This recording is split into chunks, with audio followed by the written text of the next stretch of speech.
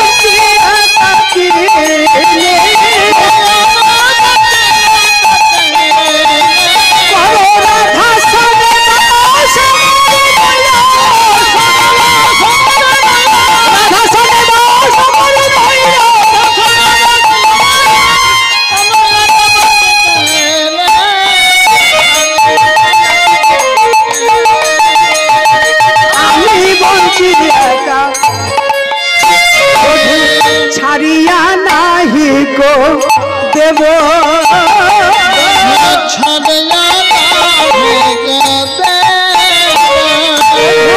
ছাড়িয়া নাহি গো দেব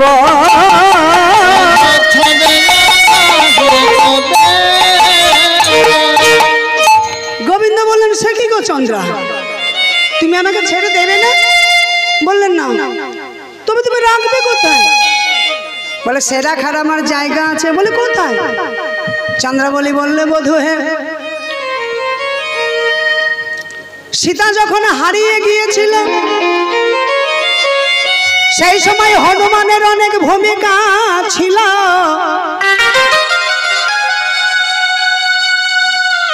তা ফিরে এসে সীতা একদিন খুশি হয়ে কি করেছিল? হনুমানকে একটি মুক্তার মালা দান করেছিল।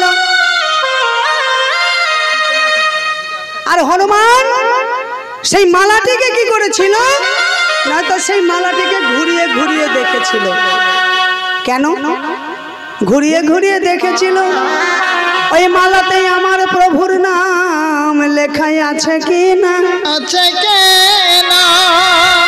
হনুমান যখন ঘুরিয়ে ঘুরিয়ে দেখল ওই মালাতে প্রভুর কোনো নাম নাই, তারপর ওই মালা যখন নাকে শুকে দেখলাম প্রভুর যখন অঙ্গ গন্ধ নাই, তখন হনুমান কি করলো? বলল যে মালার মধ্যে আমার প্রভুর নাম নাই।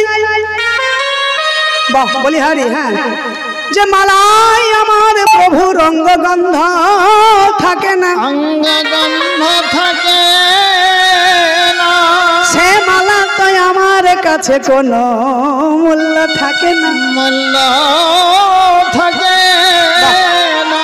তাই সেই মালা গাছটি ছিঁড়ে ফেলে দিয়েছিল, ছিঁড়ে ফেলে দিয়েছে।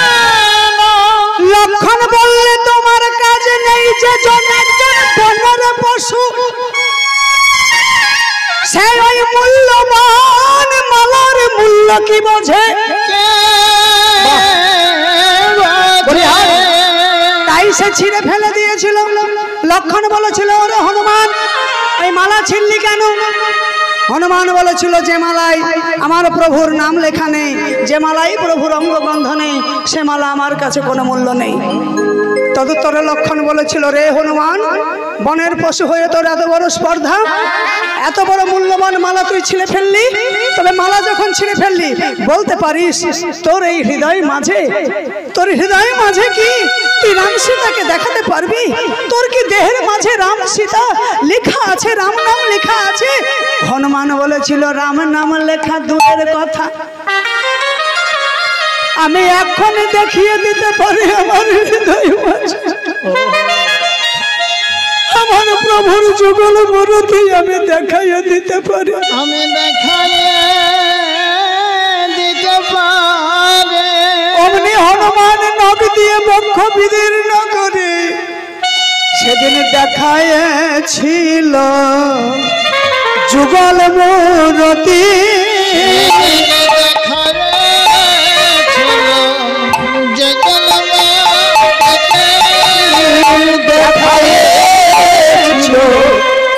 যুগল মূর্তি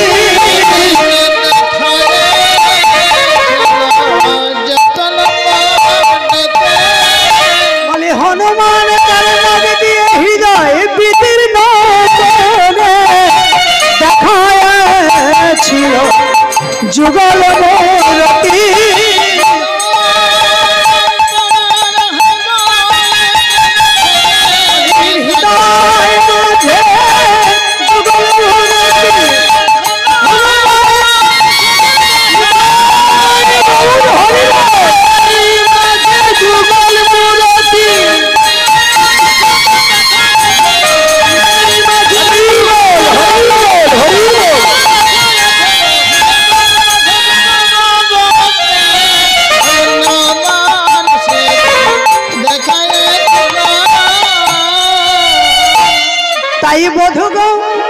হনুমান যেমন সীতারামের যুগল মূর্তি বক্ষ মাঝে রেখেছিল, আমিও সেইভাবে এমন ভাবে তোমাকে রাখবো, এই ব্রজের যত নর নারী যদি শত অন্বেষণ করে তবু তোমাকে খুঁজে পাবে না।